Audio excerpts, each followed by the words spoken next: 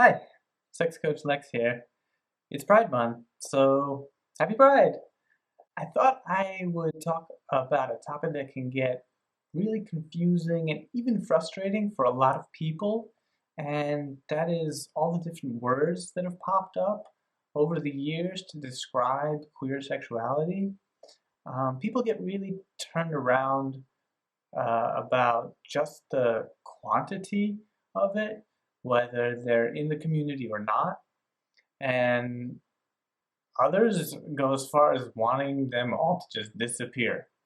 So I thought I'd take a little time and talk about my view on the usefulness of labels and identities. And a lot of people use those interchangeably. What they mean depends on who you ask. So I'll use them interchangeably a little bit. I think I'll also talk about how they're different.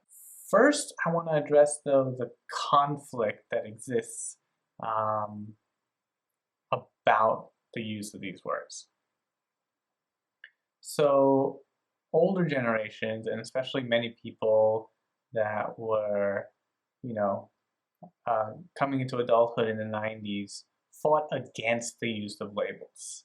And now, younger generations, it's all about using different words for their identity. And there's a lot of tension between these two generations and viewpoints that don't understand one another. But the truth is, one is natural evolution of the other. What was fought against before was other people trying to define who we are by placing labels upon us. Now, we've come to the point where we get to own the words we use to describe ourselves. That's why it's no longer a label, like you're putting a sticker on some fruit in a grocery store. It's an identity, something a human being considers to be an integral part of who they are. And more importantly, it's something that the individual gets to choose.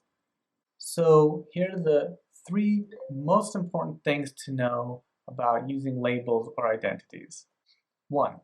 Labels are more for other people than for ourselves. It's impossible to capture the complexity of who a person is, and especially an aspect of a person like their sexuality, with just a word. Instead, it's more of a heuristic device, a shortcut for others to get a bit of information about who we are without having to go into a whole speech when we don't want to. 2, we get to define, and we need to define, what that label means for us. So at the same time as labels or identities are more so for others, it's important that we know what they mean for us. Sexuality is one of the most personal experiences a person can have, and therefore it's totally different from person to person, which means that the same word can define very different experiences from one person to the next. So if you want to know more about someone in particular, you're going to have to put in some effort and actually get to know them.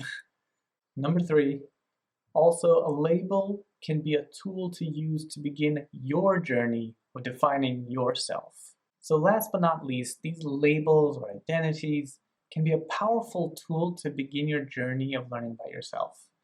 For many of us, until we found out that there is a word for this feeling that we had, it didn't feel real or valid. It was just something you hid away because none of your friends understood it, or you were too afraid to even share. Many of these words that are used to define people, though they're imperfect, they're also empowering. So this Pride Month, and every month, I wish you the best of luck in learning about who you are and getting to own your identity.